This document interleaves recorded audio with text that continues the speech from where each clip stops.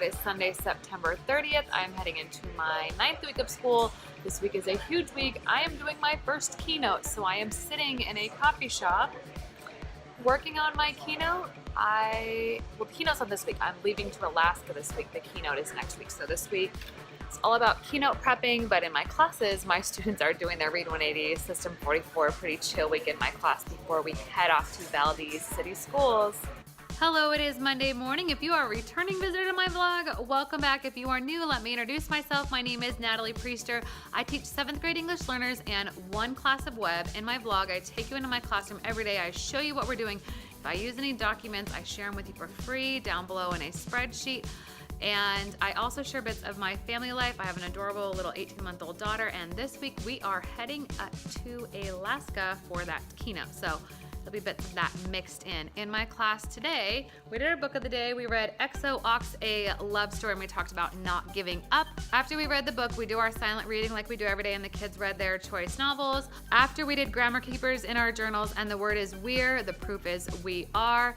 Then we did our whole group lesson, is an infographic about the human brain. Afterwards, I met with my group one in a small group circle, and I did some extension activities with vocab about the human brain while the other kids worked on their student application on the computer.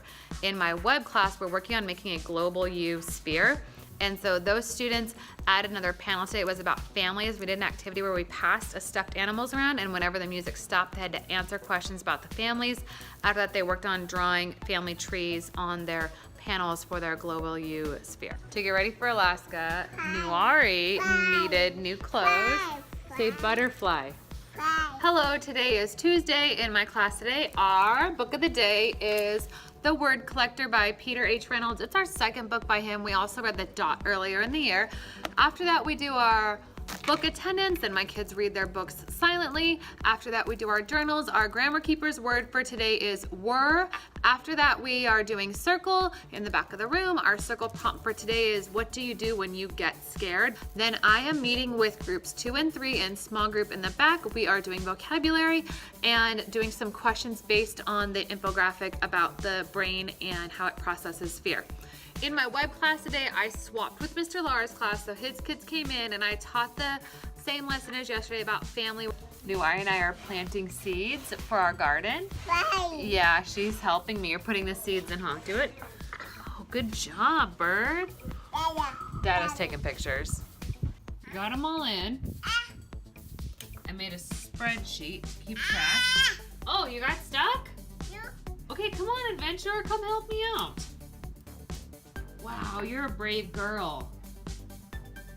You're a great gardener. Yes. Ta-da! Hello, it is Wednesday, and I am having the best day in my class. Well, first of all, boring stuff. Our book of the day, not boring, is Papa and me, and we talked about the importance of learning your family's language. Then it was our film director interview day, and so I hooked up Google Hangouts. First of all, I'm techie, and I should have probably practiced that. I was a little rusty on my Hangout skills, but we got our Google Hangout set up.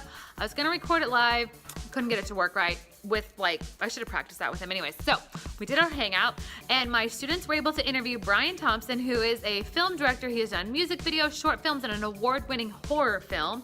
And we picked him because we've been studying about fear in System 44.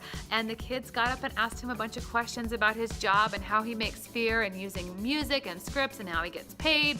And they did such an excellent job. I was so proud of them. I actually had kids come in from their other classes, so I gave them passes to come in. So we had a large group of kids in my class, and it was great. I'm so appreciative of him for doing that. In my web class today, we had the chairs all cleared, and so we played a game. It's also Wednesday, which is our circle day, so we played a game. I learned it is called Chief, but that's not PC and that's offensive. I taught Native kids for a long time, and I don't use Native terms at all like that.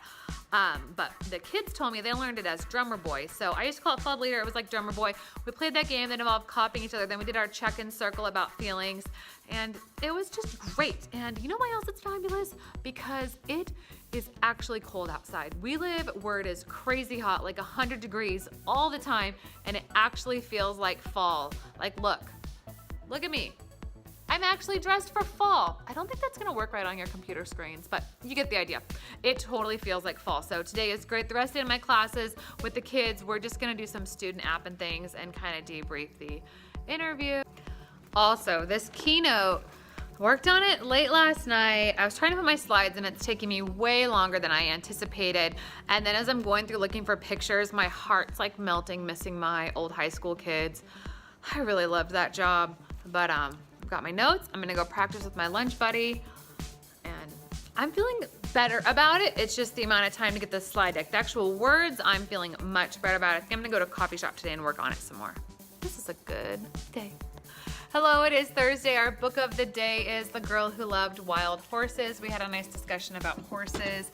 Afterwards, a lot of my kids have experience actually breaking horses, which means to take wild horses and get them to work with saddles, which was a good discussion.